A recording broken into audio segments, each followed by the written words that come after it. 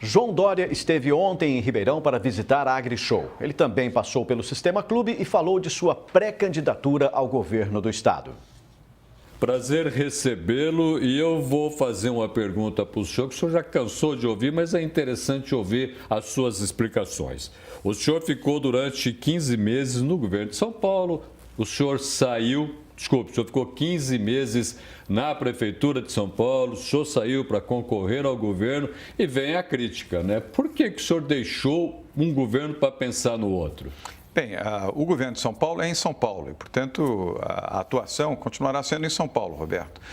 Eu sou um homem de partido, o partido pediu, exigiu, através dos deputados federais, estaduais, prefeitos, vereadores, e eu sou um homem de partido, portanto, eu atendi o apelo, disputei, inclusive, as prévias do PSDB para a indicação ao governo do Estado, venci as prévias com 80,26% dos votos e entendi que esse chamamento era importante para dar continuidade ao legado do governador Geraldo Alckmin, que é o nosso candidato à presidência da República. Ademais, nós tínhamos em São Paulo chapa pura, Bruno Covas, do PSDB, e eu. E nós nos elegemos em primeiro turno, conforme vocês se recordam, e o Bruno está sendo um excelente prefeito. Ele vem dando continuidade a esse trabalho com a mesma equipe, o mesmo time, o mesmo objetivo. É como se você estivesse pilotando um Boeing 747 ou pilotando um Airbus A380, você tem apenas a mudança do piloto e do copiloto. O destino é o mesmo, a velocidade é a mesma, o objetivo e a aterrissagem será a mesma, com o Bruno Covas. E à frente do governo do Estado, óbvio que nós temos uma eleição para enfrentar,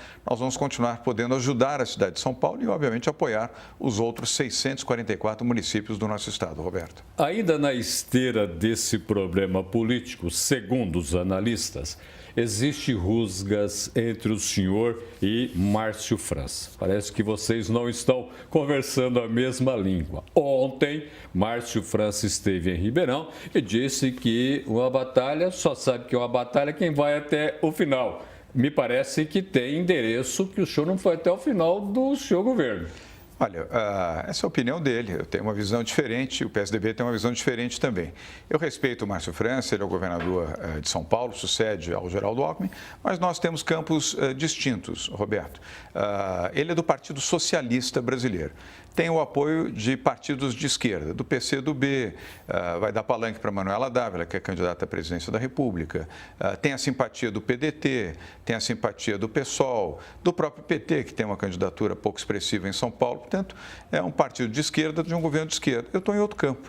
Onde estiver a esquerda, eu estou do outro lado. Eu não quero nada com a esquerda. A esquerda quase destruiu o Brasil e o sonho de milhões de brasileiros, gerou desemprego, gerou más práticas, 50 bilhões de roubos na Petrobras. Não posso imaginar um governo de São Paulo sucedendo ao Geraldo Alckmin, pregando um movimento de esquerda, com todo o respeito que eles merecem. Mas eu estou em outro campo, que, aliás, não é o campo da extrema-direita. Meu campo é o eixo liberal, o eixo central, é o Brasil para frente, é aquilo que nós defendemos aqui no Estado de São Paulo, uma política liberal, onde o emprego e a geração de oportunidades correspondam à prioridade, valorização do setor privado, tecnologia, inovação, aquilo que fizemos em 15 meses na cidade de São Paulo. Roberto, eu tenho muito orgulho. Em 15 meses, Bruno e eu fizemos mais do que o Fernando Haddad, do PT, portanto um partido de esquerda, fez em 4 anos.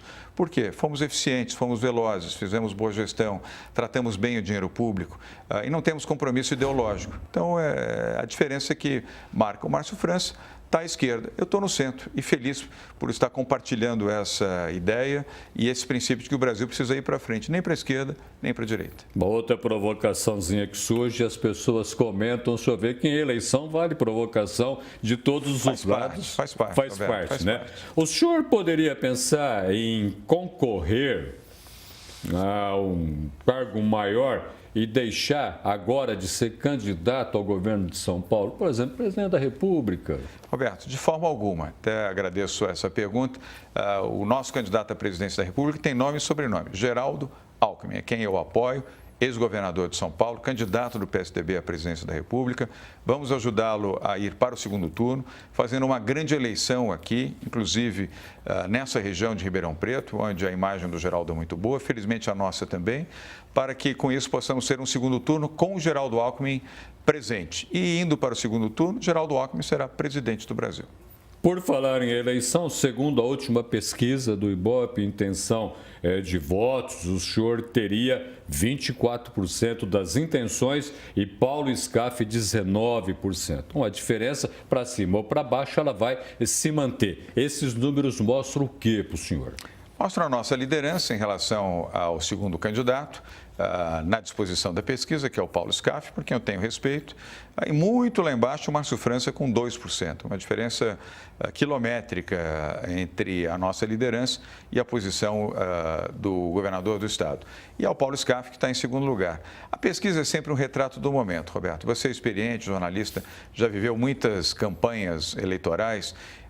Eu faço uma pré-campanha como se estivesse em último lugar, lutando com humildade para obter o voto e a confiança. Você que está nos assistindo agora e outros que estão nos acompanhando, estão nos lendo, estão nos seguindo pelas redes sociais. Eu tenho mais de 3.200.000 seguidores pelas redes sociais. Espero que possam corresponder à mesma confiança que me deram nos elegendo em primeiro turno para a Prefeitura de São Paulo, nos elegendo também para o governo do Estado de São Paulo.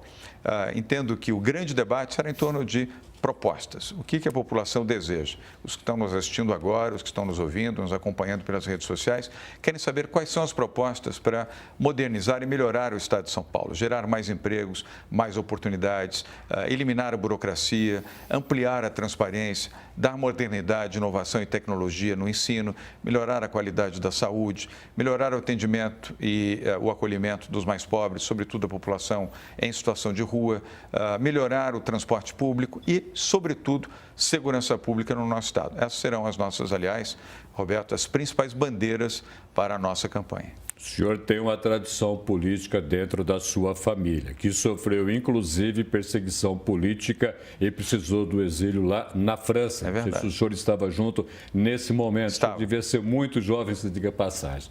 Mas o que chama a atenção também é que o senhor se apresenta como aquele que é novo na política. O senhor não é. O senhor falou comigo antes de começar, olha, eu não sou político e tal. O senhor se apresenta como transformador. O que é ser transformador nesse Brasil de hoje? Roberto, primeiro, respeito pelos políticos e pela política. De fato, meu pai foi político, deputado federal pela Bahia e depois foi cassado e exilado pelo golpe militar de 64. Eu vivi 2 anos no exílio. Portanto, eu tenho razões de sobra para respeitar a política e os políticos, mas eu não sou político, eu estou na política. Isso não significa que eu desrespeito os políticos, nem a vida política, mas sou um gestor. A vida inteira, 45 anos, fazendo administração privada, tive sucesso, êxito, felizmente, fazendo boa gestão nas nossas empresas. É exatamente aquilo que eu fiz na Prefeitura de São Paulo e o resultado você viu e acompanhou. Em 15 meses, Bruno e eu fizemos uma gestão mais eficiente do que o PT em 4 anos. É exatamente o que nós pretendemos colocar agora para o governo de São Paulo. Gestão eficiente, gestão tendo como fundamentos a eficiência do setor privado, a transparência, agilidade, velocidade, inovação e tecnologia para atender a geração de empregos, de oportunidades e principalmente ter um olhar social para os mais pobres. E aí é saúde, educação, habitação popular, segurança pública, transporte público e, obviamente, o acolhimento às pessoas em situação de rua e aqueles que, infelizmente, são dependentes químicos. Essa é a prioridade de governo. No restante, apoiar o setor privado, a livre iniciativa, o agronegócio. Nós estamos aqui em Ribeirão Preto, sede desta emissora, onde o mundo agro, o que ele mais deseja é que o governo não atrapalhe. Se o governo não atrapalhar, já vão aplaudir. Se o governo ajudar, vão aplaudir com mais intensidade. É exatamente isso que nós desejamos. Para a gente encerrar a nossa conversa, cidade de São Paulo tem um drama que caiu um prédio que estava invadido, estava ocupado por famílias carentes, prédio que é da federação, que abrigou a Polícia Federal e que de repente lá pegou fogo e caiu. Não se sabe direito ainda tudo aquilo que aconteceu. O senhor conhece perfeitamente aquele miolo da cidade de São Paulo e das dificuldades que encontra ali. Que análise o senhor falhou, por um exemplo, para ajudar naquele combate? Não. Roberto, nós temos 10 edifícios, tínhamos 10 edifícios tomados, invadidos por movimentos apoiados pelo PT, não foi pelo PSDB. Os movimentos ocuparam edifícios privados, inclusive este prédio, que pertence ao Departamento de Patrimônio da União, foi sede da Polícia Federal e foi inteiramente ocupado. A ocupação é irregular, a ocupação é crime. Você ocupar um edifício, seja patrimônio público federal, estadual, municipal ou privado, é crime. E, obviamente, ali não tinha a menor condição de segurança. A Prefeitura de São Paulo, por várias vezes, tentou fazer o acolhimento daquelas pessoas para colocá-los em condições adequadas de vida e de habitabilidade, não naquele prédio. Aliás, não é o único. 2 caíram. Tem mais 8 prédios nesta mesma região do Largo do Paissandu, também invadidos, e outros 20 prédios invadidos na cidade de São Paulo por movimentos populares que foram estimulados pelo governo do PT. É preciso falar a verdade, a gente não pode ter medo de falar a verdade diante das consequências que isso possa ter. Lamentavelmente, esses 2 prédios se incendiaram, não se sabem exatamente ainda as razões, haverá uma investigação da Polícia Técnica, do Corpo de Bombeiros, para se localizar e identificar a causa disso. 150 famílias que estavam ali habitando já foram acolhidas, já tem o acolhimento. A Prefeitura de São Paulo, sob o comando do Bruno, providenciou o acolhimento. O governo do Estado também, diga-se, teve um gesto correto de oferecer o aluguel social, tão logo essa primeira etapa do acolhimento possa ser superada. Há um desaparecido, não se sabe se essa pessoa está em óbito ou ainda está em vida, mas eu lamento e me solidarizo com todos aqueles que foram vítimas desse incêndio e desse desabamento. Mas nós temos que rever essa questão e impedir a invasão de edifícios e, inclusive, tomar este exemplo, ainda que triste, para negociar com as famílias que estão ocupando outros 28 edifícios privados e públicos no centro da cidade, para retirá-los de lá, colocar em condição de habitabilidade, com a ajuda do governo do Estado, oferecendo o aluguel social e dando condições a famílias, inclusive muitas com crianças, para que tenham um lugar digno para viver e, sobretudo, seguro. Muitíssimo obrigado pela presença do senhor no Jornal da Clube. Muito obrigado. Obrigado a todos que nos acompanham aqui. Muito obrigado. Obrigado, Roberto.